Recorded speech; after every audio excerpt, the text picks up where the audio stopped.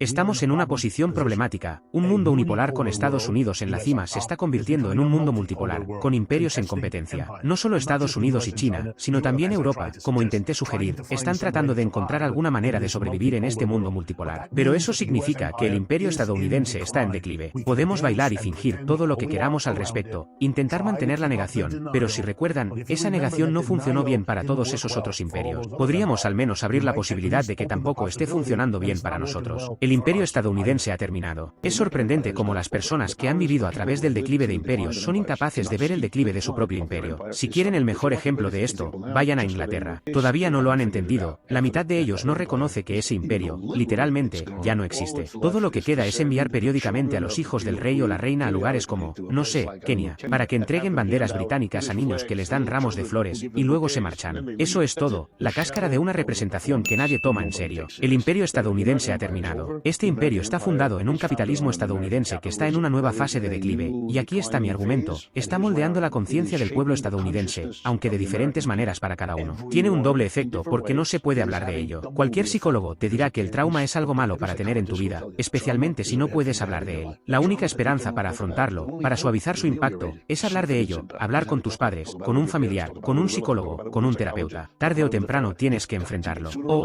dicho de otra manera, como les gusta decir a los psicólogos, si quieres superarlo, la única manera de hacerlo es atravesarlo. Tienes que enfrentar lo que es doloroso y difícil, aunque eso haga que la gente lo evite. Ese es mi argumento. Mi argumento es que, ya sea que estés tratando de entender el trumpismo o el majismo, eso es lo que estás viendo. Estás viendo a la clase trabajadora enfrentándose, lentamente y con dolor, con tanta resistencia como puedan reunir, a esta realidad. No quieren verla. Mira, una parte de mí empatiza con ellos. ¿Quién quiere estar en medio de un imperio en declive? No quieres esto. Quieres personas que te distraigan de ello porque es una realidad difícil de aceptar, la preocupación persistente ya en el fondo de tu mente. Tienes sueños ocasionales al respecto, momentos en los que algo, una historia en un periódico o una imagen que pasa por tu pantalla de internet, te hace pensar que eso podría estar sucediendo. La guerra en Ucrania está perdida para Estados Unidos, aunque aún no lo reconozcan. Está literalmente perdida. Observo al New York Times o al Washington Post, donde el ejército que está perdiendo, desesperado por mantener el apoyo que pueda obtener de Occidente, envía a un grupo de sus tropas, de las cuales ya tiene escasez, a incursionar en una parte no defendida de Rusia. Por supuesto, si sigues el contexto, sabes que eso es inútil, desesperado, sin relación alguna con una estrategia de guerra. La desesperación está escrita en cada movimiento. Esto terminará en 2 semanas. Leo periódicos franceses y alemanes. Tengo la ventaja, gracias a Internet, de poder leer en otros idiomas tan fácilmente como tomo un periódico estadounidense. El nivel de propaganda es horrendo, pero la gente debería recordar que la propaganda, como todo lo demás, tiene altibajos. En medio de una guerra, necesitas propaganda para movilizar a tu población, para pintar al enemigo como un monstruo horrible y presentarte a ti mismo como algo noble y virtuoso. Lo entiendo, todos lo entendemos, ¿verdad? Sabemos que en una guerra tienes que mantener esa narrativa de unidad. Sin embargo, hay un patrón en la propaganda, y la literatura sobre el tema lo ha dejado muy claro. Una de las principales señales de propaganda es la debilidad. Cuando estás perdiendo, te consuelas con propaganda, al igual que las personas se consuelan comiendo en exceso o de 100 maneras diferentes cuando están bajo mucho estrés. Para un país que tuvo 75 o tal vez 100 años de dominio global, ciertamente desde la Segunda Guerra Mundial, pero incluso antes, este declive es un golpe profundo. Estados Unidos tuvo aproximadamente 75 años de dominio total, sin competencia real. Explico esto a menudo, porque soy economista, y aclaro que la Unión Soviética nunca fue un competidor económico de Estados Unidos. Uso una estadística porque los estadounidenses no lo saben, aunque podrían encontrarlo en 2 segundos. ¿Qué es el PIB? El Producto Interno Bruto es una medida económica aproximada del tamaño de una economía, su producción total de bienes y servicios en un año calendario. El PIB de Estados Unidos ahora está en 23 o 24 billones de dólares. El PIB de Rusia actualmente es de alrededor de 1.5 billones. Entender que pensar en la Unión Soviética como un competidor económico significa que eres ignorante. China es el nuevo imperio, eso es todo, se acabó. Ha estado terminado durante 10 o 15 años, y se vuelve más evidente cada minuto. Es un fenómeno que de ninguna manera está oculto ni es difícil de discernir. Te doy un ejemplo, este año, como en todos los últimos 30 años, el PIB de China está creciendo más rápido que el de Estados Unidos,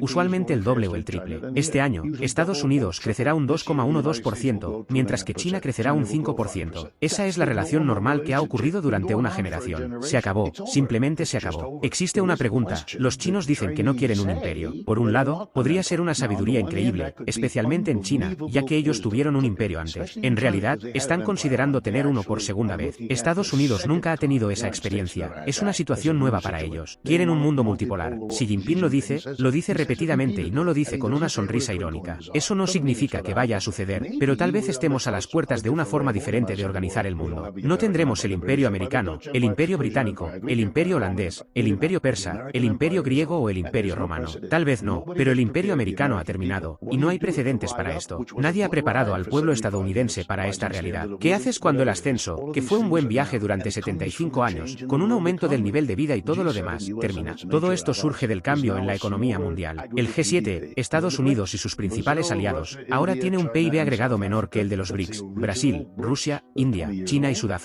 Esos son los BRICS originales, que tienen 20 años de antigüedad, y recientemente han sido unidos por otros 6 países, incluyendo Irán, Arabia Saudita, Egipto y algunos otros. Además, hay una docena de países que han solicitado unirse. En términos generales, el PIB agregado de los BRICS ya es mayor que el del G7. ¿Por qué es importante esto? Porque los líderes de cada país, ya sean de derecha o de izquierda, están reajustándose a esta economía mundial cambiante. Los líderes, ya sean de derecha o de izquierda, están ajustándose a esta nueva realidad económica. Si eres un país pequeño en África y necesitas construir un ferrocarril, antes eso significaba ir a Londres, Nueva York o París, esperar y rogar para que sus banqueros se reunieran contigo y lograras negociar un préstamo para desarrollar tu país. Si tenías problemas para vender tus productos o para comprar lo que necesitabas, ¿a dónde ibas? Ahora todos tienen una segunda opción. No tienes que ir al oeste, puedes ir al este. Ve a Nueva Delhi, ve a Pekín. ¿Por qué? Porque ellos tienen más dinero. No tiene tanto que ver con ideología, sino con una economía mundial cambiante. Incluso si eres partidario de una u otra postura, no quieres quedar fuera de esta dinámica. Emmanuel Macron, el actual líder de Francia, por ejemplo, quien está en sus últimos días en el cargo debido a que su propio pueblo lo ha rechazado, llegó a insinuar que quería unirse a los BRICS. Ellos lo rechazaron, por cierto, porque no lo necesitan. Los estadounidenses no comprenden lo que está sucediendo. Cuando estalló la guerra en Ucrania y Rusia invadió, Estados Unidos decidió que la forma de derrotar rápidamente a los rusos era imponer la madre de todas las sanciones. La idea era dejar de comprar petróleo y gas ruso,